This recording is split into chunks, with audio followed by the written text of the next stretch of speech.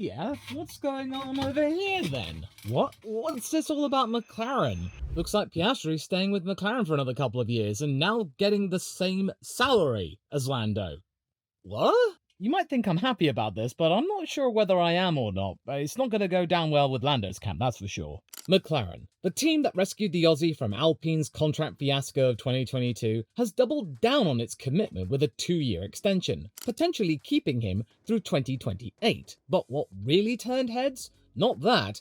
It was the massive salary bump. If true, Piastri's salary skyrockets from a reported £6 to £9 million a year to something in the region of 20 million. And unless the Brit himself is about to get a pay rise of his own in the not too distant future, maybe akin to 35 or 40, so maybe double, then this might be the most emphatic example yet of McLaren being equal to its drivers, literally, when it comes to the brass tacks. Now, I personally think this could be an ironic twist of fate, in that it really might do the opposite of what they're trying to do, because it seems like the papaya rules don't just apply on the track, it pays on the payroll too.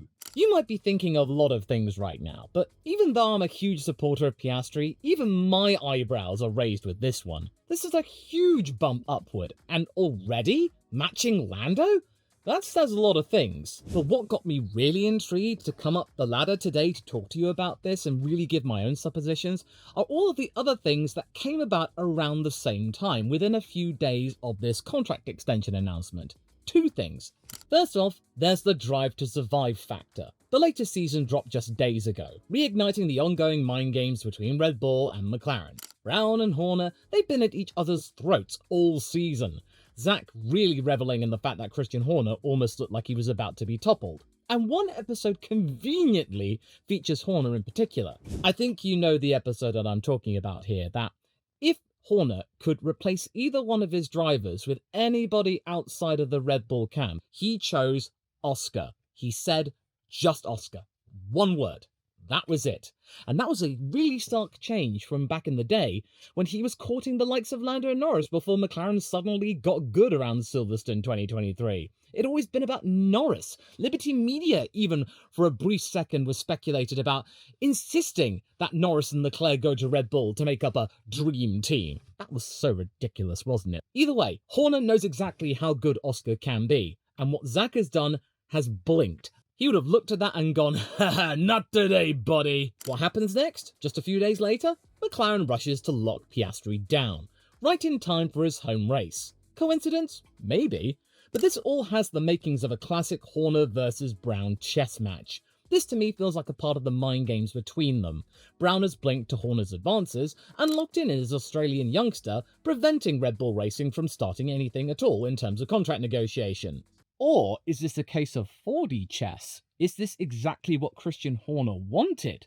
Take Piastri out of the driver's market, and thusly take McLaren out of the driver's market altogether, so that means every other team has complete pickings of anyone who's available after the first year of the new rules, and then the pecking order is established, and drivers may either want to lock in with the teams they're at, or looking for an exit. The other thing I found quite intriguing was a tidbit Lando Norris mentioned in an interview with NBC recently. F1 Chronicle reported this interview, and when probed by NBC about what the driver's long-term goals were in F1, Lando initially dismissed the question, but then he couldn't help himself with this rather interesting little supposition, this vague cryptic clue, which was then solidified when he talked about Lewis Hamilton. As he said right here, Ahem. I can't answer that one. I know exactly which team I would love to go to. It's the team that everyone wants to be part of at some point in their career, but I'm very happy with McLaren. As for Lewis, it's a cool story for him to go to Ferrari.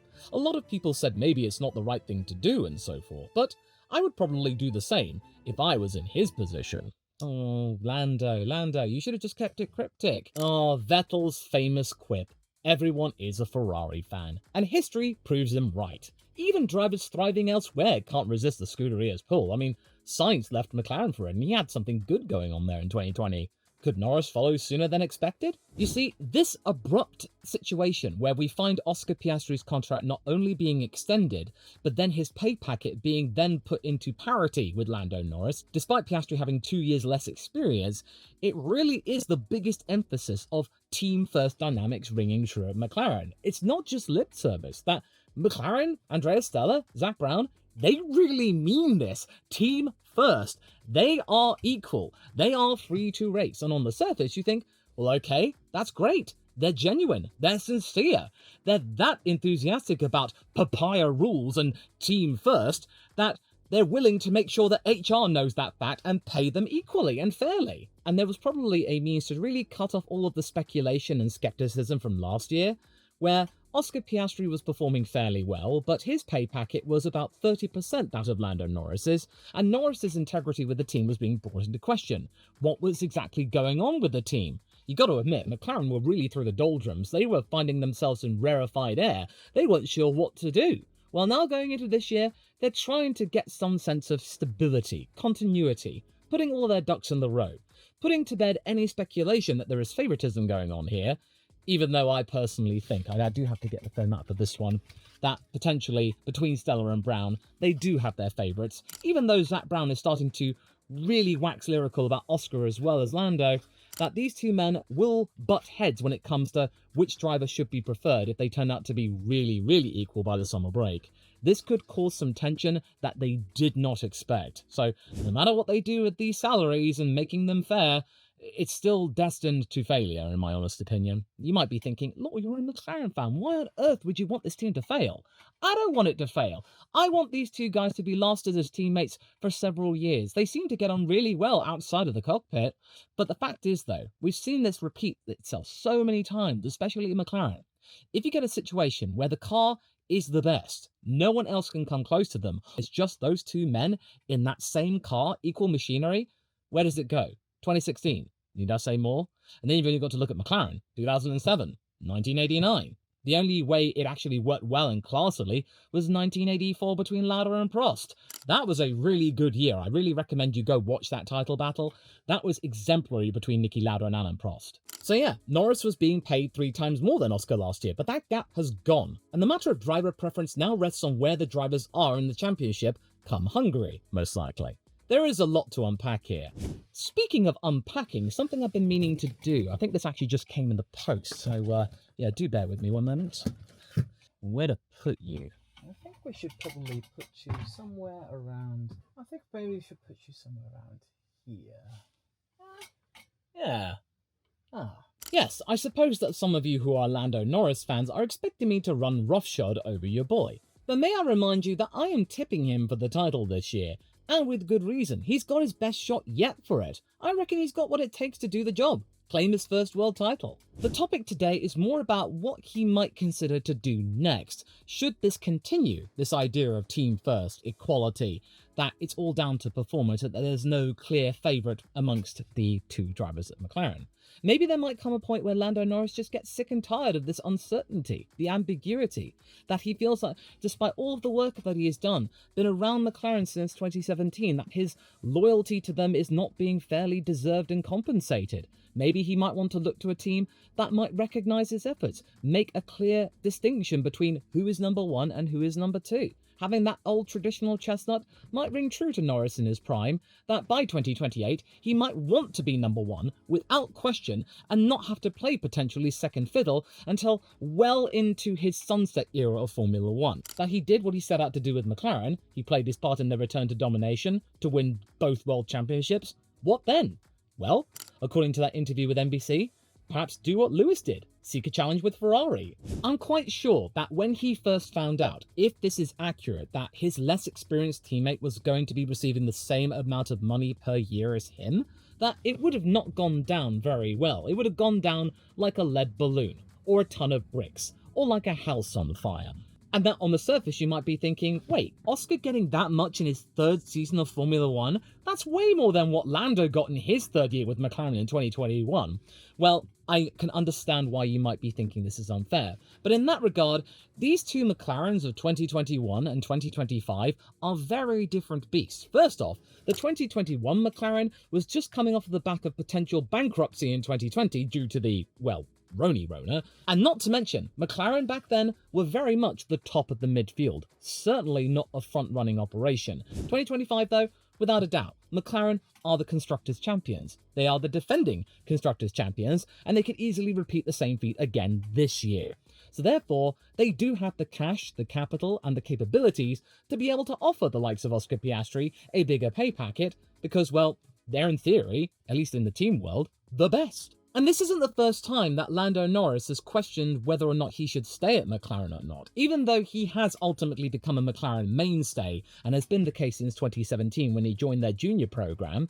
He did flirt with the idea of joining the Red Bull junior camp in his interview with Beyond the Grid, but ultimately he decided to go against going under the authority of Helmut Marko and remained a free guy until Zak Brown came a knock in the following year. But over time, we have seen him flirt with Red Bull on occasion, especially in 2023 when McLaren were in the doldrums. They didn't look like they had a good car, and maybe Christian Horner thought that perhaps he would be a good foil toward the likes of Max Verstappen, since they are good friends, they do get on, and despite 2024 being a little bit rocky, they're not quite sure how to compare themselves with one another and actually fight themselves on the track, they still are on good terms, unlike what Drive to Survive tries to portray. But I'm quite certain that Norris will be paying close attention to how Hamilton acclimates himself to life in Maranello, to see how a British person gels with the Italian workforce and culture of the 2020s. Maybe succeed the multiple world champion in due course? There are clear, defined positions of power. You know where you stand at Ferrari. Even Carlos Sainz knew this when he joined in 2021,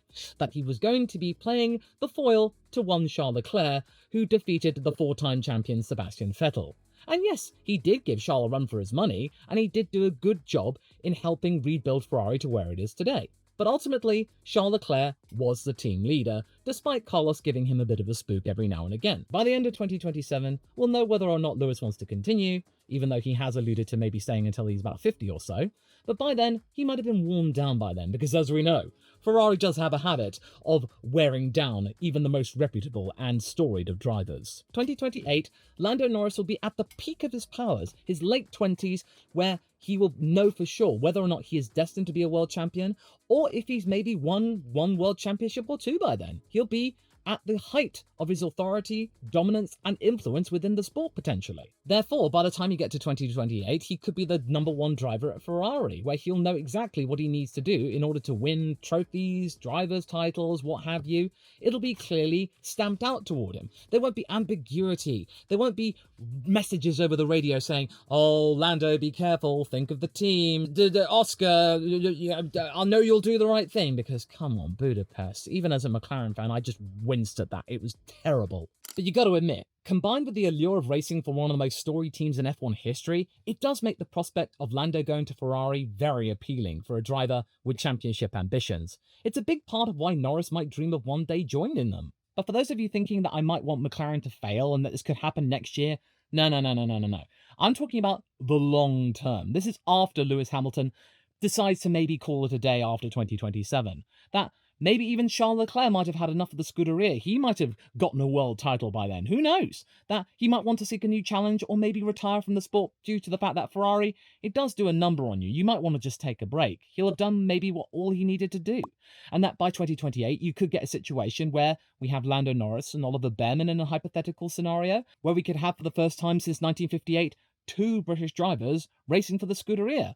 The last time that happened was Mike Hawthorn, Peter Collins, Mike Hawthorn winning the world title that year. But let's turn back to Oscar. In contrast, by securing this contract extension and pay rise to match his teammate, Oscar has managed to impress the people who call the shots at McLaren, those being Zak Brown and team principal Andrea Stella, the man who manages the daily activities of the racing team and knows all too well how team orders work, having been one of the benefactors of Alonso's time at Ferrari. Even though on the surface it looks like an absolute coup and a real sign of confidence in the driver, this sign of confidence also comes with a huge amount more in terms of responsibility. It's like, okay, Oscar, we'll give you more money, but now you've got to give us more in return. The team's faith in him is now clearer than ever, but so is the challenge. He now has to consistently perform and capitalize on this opportunity to cement his status as a true title contender in a fiercely competitive environment where there are so many drivers who could easily win the damn thing. This dual-edged scenario of opportunity mixed with high expectations, it will really define his trajectory in the coming seasons, and whether or not he can make it convert. Because he is at a pivotal crossroads where he has the potential to not only maybe win the Australian Grand Prix in a few days' time, the first Australian to ever do so in an official Formula One Grand Prix, but also become the first world champion since Alan Jones 45 years ago. This contract extension, in his eyes, shows that he is destined to be with McLaren for the future, that they see a lot in him, and in my personal favour, he could easily be the ultimate insurance policy. He's right there, he's got time now to really refine his skills, a good few more years, and he's already justified his place in Formula 1 for a long time. Now though, he's got the credentials and the salary to back that theory up. And it's also a statement that Piastri, he's graduated from merely a promising talent to a core driver of McLaren, expected to help steer the team toward championship glory for the long term, not just 2024, where it came down to a knife edge, and arguably, Piastri's accident with Verstappen could have compromised that constructors' win. But in all honesty, this could easily go the wrong way and could easily see McLaren dividing its two drivers spectacularly and disastrously. Because on one hand, Piastri securing a long-term deal through 2028 provides him with an even more solid foundation than the one that he got in 2023, where McLaren showed their initial desire at a time where Alpine were, for want of a better word, dicking around with his destiny. There is nowhere to hide now. All of those mistakes that Oscar did last year, amidst all of the really good stuff, especially his racecraft with Leclerc, oh, that was poetry in motion. But those instances in qualifying where he made it a lot harder for himself than necessary, and then his lack of ability in the dirty air where he doesn't really have the confidence to just lick the stamp and send it, as a certain Australian once said, that was a really big bit of doubt in my mind. The pressure to perform consistently though, you don't need a spanner or a bit of foam to tell you that, especially with all of the interaction on social media. Even me supposing the notion with these reports that they are now being paid the same, it got a huge truckload of speculation and criticism and derision from one certain side of the argument. I think you don't need me to tell you which side it was, but either way, just so you know, for anyone out there, I am not really a supporter of this idea.